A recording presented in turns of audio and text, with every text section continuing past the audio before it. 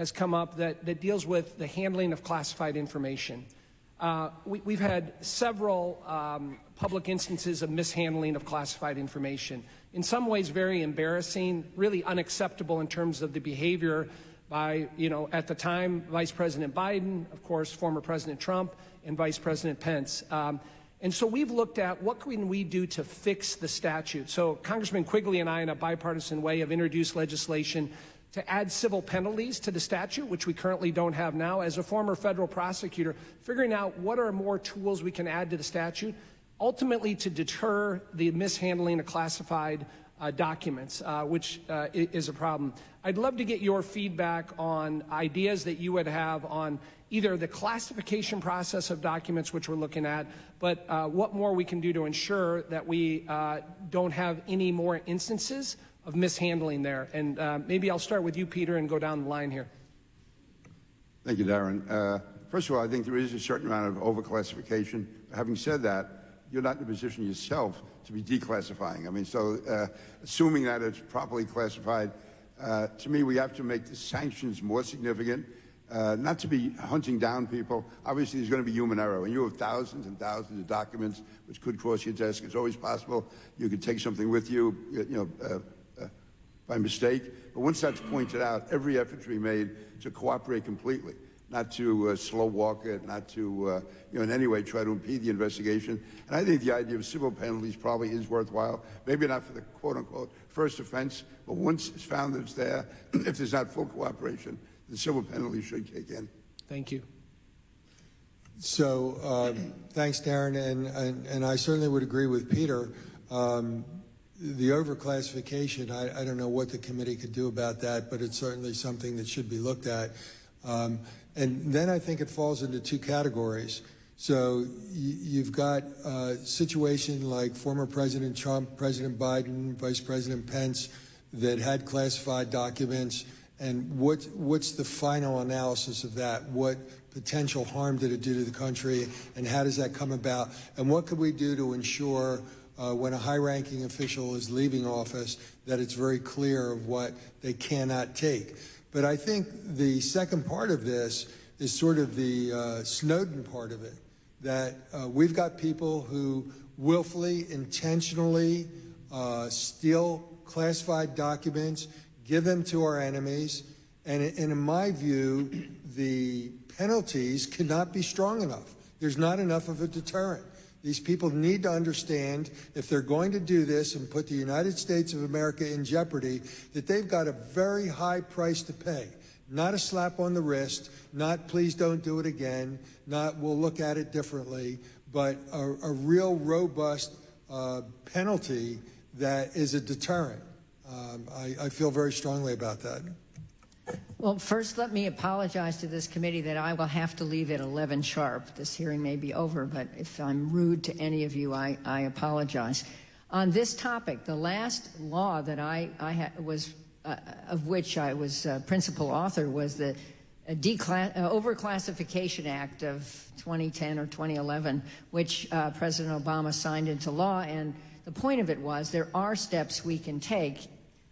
Congress can mandate to require portion marking of documents. You all understand what that is.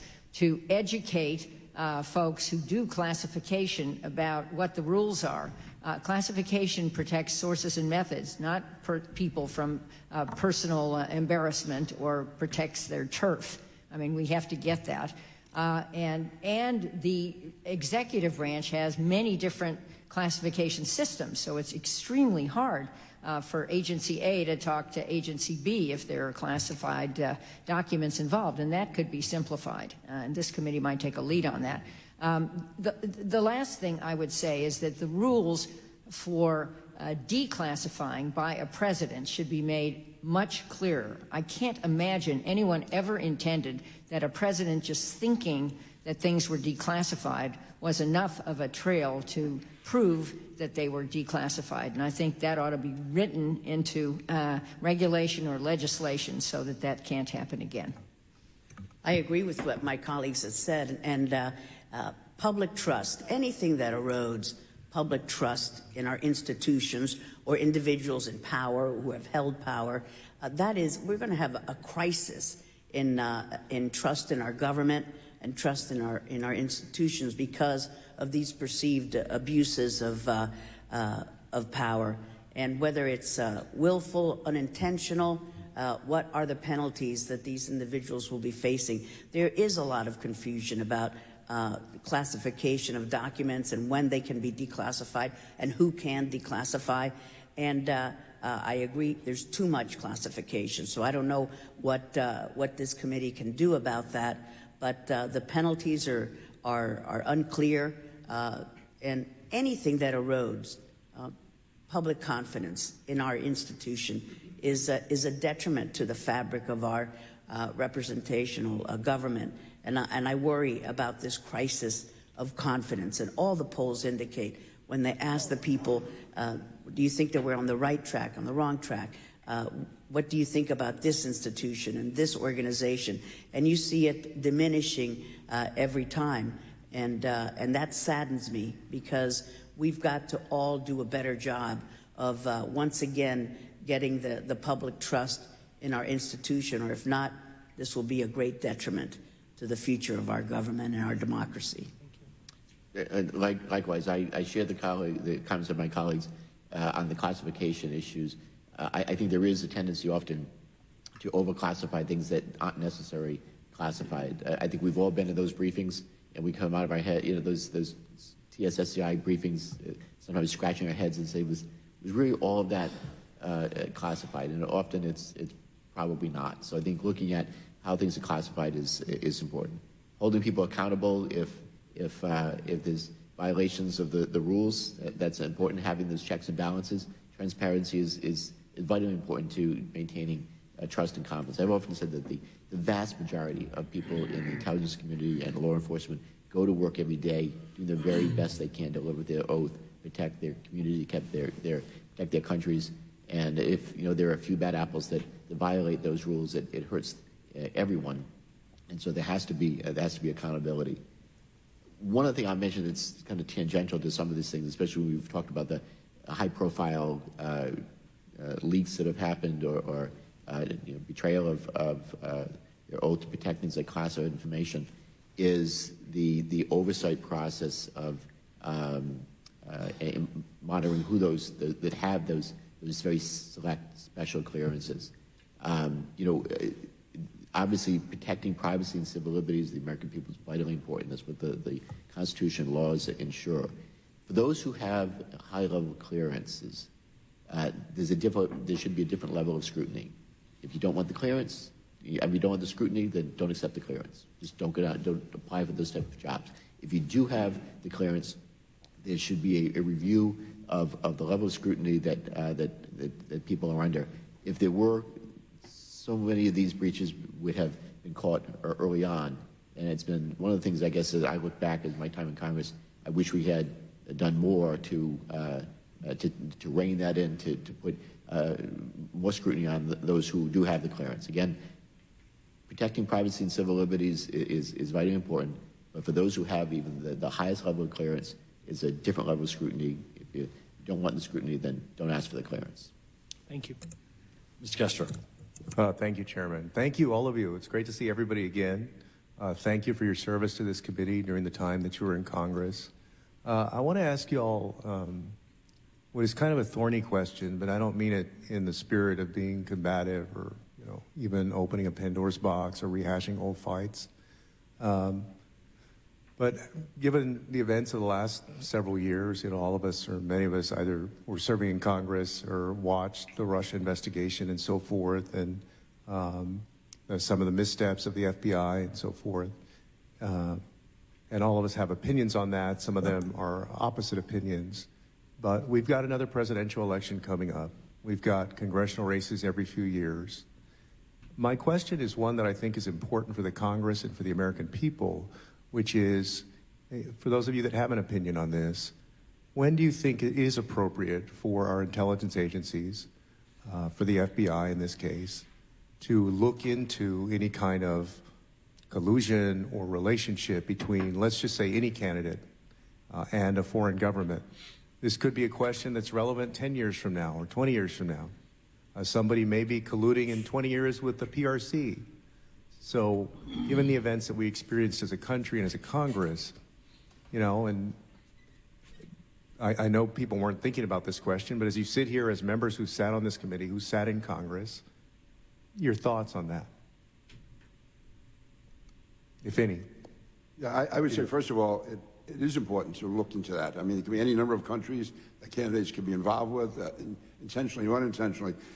I think, though, there should be a higher threshold before they go public, before they go to the FISA court, and before it becomes almost a theme that there is definite collusion there. I mean, you could probably make an argument in many cases that there's always some evidence of some foreign involvement. When does that reach the threshold, though, that it should become a full-scale investigation, that there should be an application to the FISA court, and that there should be not done in an even-handed way? So, no, I'm not disputing the fact that we have to look, I'm probably more so than ever, with foreign involvement in so many different ways. I mean, we are in many ways one world now, and so my concern was not with the fact that it was looked into. I thought it was looked into in an uneven way, and we have to try to avoid that in the future. Also, let me just make this clear for the record with the FBI. I had a very good working relationship with the FBI in New York all those years. That was not an issue. There were some people at the top levels of the FBI that I had, did a real disagreements with. But no, I don't think, just like we shouldn't put in such restrictions that 702 is not going to work, we shouldn't also put in restrictions that investigations of foreign collusion should not be looked into. Again, it's a balance. Agreeing with Peter King, which I'm hesitant to do too often, I think that the threshold for these agencies getting involved needs to be somehow determined. That it seems that each one might have an arbitrary way to determine if they're going to pursue certain information. There should be irrefutable evidence, and there should be a standard that they have to follow, so that we don't go, chasing down rabbit holes without good reason. Now, following up on those things that are proven to be critical and important must be done, has to be done. But there's got to be a more uniform way that it's determined how they move forward, I think especially with the FBI. Colluding with a foreign power under circumstances that you describe is espionage, and the laws should apply equally to everyone.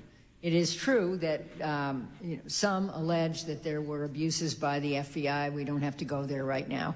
The FBI's had a mixed history. Certainly, it started under J. Edgar Hoover and some of the other activities on various watches. But I remember Bob Mueller coming in to the FBI, I think it was 4 days after or 4 days before 9/11, when we discovered that the dots were not connected and that parts of the FBI weren't talking to other parts of the FBI, and heroic action by him and a team to make the place work well. So I'm not sure who should set the standards, but it is, I think, crucial that we not take certain activity out of the purview of our law enforcement agencies, because espionage by anyone is a crime. And I agree with that. It is always appropriate to look at and investigate collusion between a candidate or a public official and a foreign entity. And I don't think any of us would say, "Oh, hands off. You can run for president, and we won't look at what you're doing." The problem is the misinformation and the leaking, the unauthorized leaks to the media, when all the facts are not presented and cannot be presented to the media because it is a closed investigation. And that leads, again, to the erosion of public confidence in our institutions. So is it appropriate? Yes, always. But the problems are the leaks of misinformation, whether purposeful or not, and the damage that does for your work, in order to go to your members, your colleagues, and say, "Hey, we need these powers to be reauthorized," and they're going to say, "No, our institutions have messed up too many times." So public erosion of confidence is a problem. Yeah. I think again, transparency is just so important. I agree with the statements that my colleagues have made.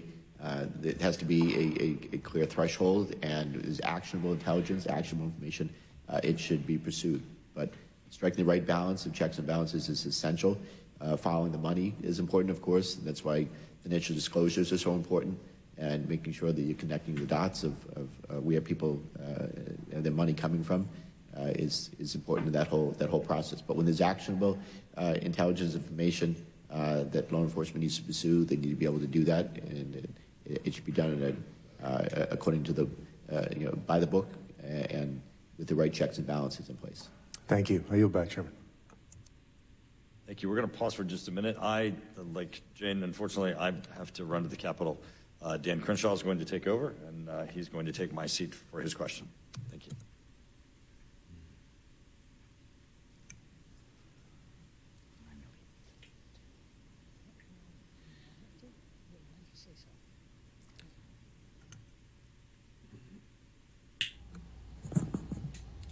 Okay, I recognize myself for 5 minutes of questioning.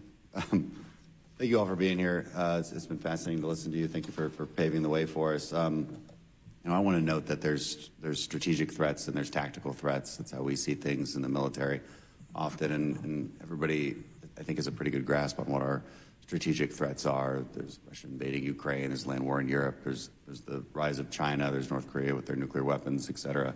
There's Iran trying to destabilize an entire region. These are, I think, better classified as strategic threats. But then I ask a rhetorical, semi-rhetorical question, a bit of a thought experiment. If you could choose one country outside the United States and make it better in every single way, make it more prosperous, make it more secure, improve its civic institutions, which country would you choose? It's a rhetorical question, but I don't want to put anybody on the spot. To improve the country? 10 times better. Make any country in the world 10 times better. Which country would you choose?